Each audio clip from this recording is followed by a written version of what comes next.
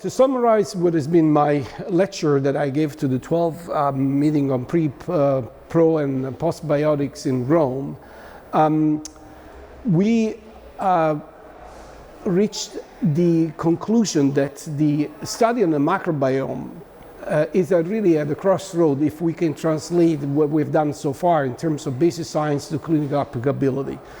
Meaning that, you know, all the studies, including ours, so far have been very descriptive. So you establish there is a different microbiome from people that are sick with every kind of disease versus the ones that are healthy.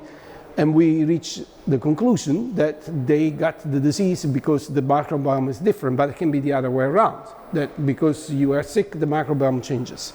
So that's the reason why, in order to really mechanistically link the composition and function of the microbiome to disease onset, it's necessary to develop long prospective cohorts, ideally from birth, so that we can really follow the march from genetic predisposition to clinical outcome that will allow us not only to identify and validate biomarkers that will tell us who is taking the wrong direction and to switch from genetic predisposition to clinical outcome, but also therapeutic targets. That is the essence of, you know, capitalizing on everything that we have done so far.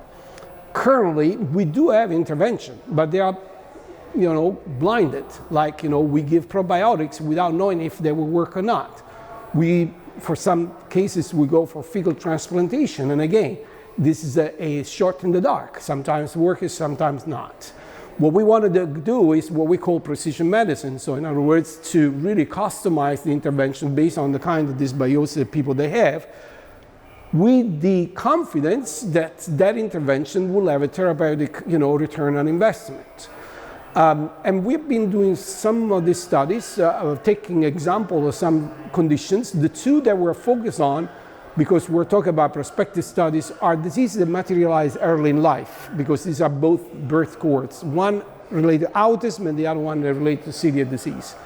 And in doing this study, by using this huge amount of clinical data, large number of samples, and artificial intelligence, we're being able to model predictive models that would tell us that if you have a certain genetic predisposition, if you have a specific lifestyle, and if you have a specific dynamic of your microbiome, your chance to develop the disease down the road is extremely high. Now, we want to understand also how this mechanistically happens, and some of these elements of the microbiome that are signature for those that eventually are destined to develop disease have been studied in depth. We found some different strains compared to the one that we expected. We found that these strains, they have a specific mutation that mechanistically explain the reason why you lose tolerance to something from the environment and develop the disease. We have now this robust data for celiac disease. We're generating the similar data for autism. That is a project that started a little bit later than celiac disease. And the idea, and our hope, is indeed that if this data will be validated, what I see coming in the future is the following scenario. I go to my doctor, I bring my samples, so let's say the stools. The doctor already has in his or her, you know, database my genome, will analyze the stools while I do the physical exam with him or her.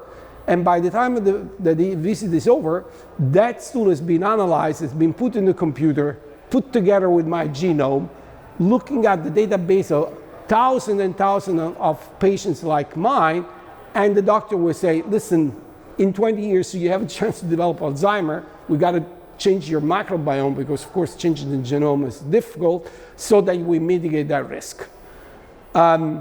Is that the possible scenario? Absolutely. When this is going to materialize, I don't know yet. Maybe 2 years, maybe 10 years. There are many variables in the picture, but I'm pretty confident that's what we're looking for.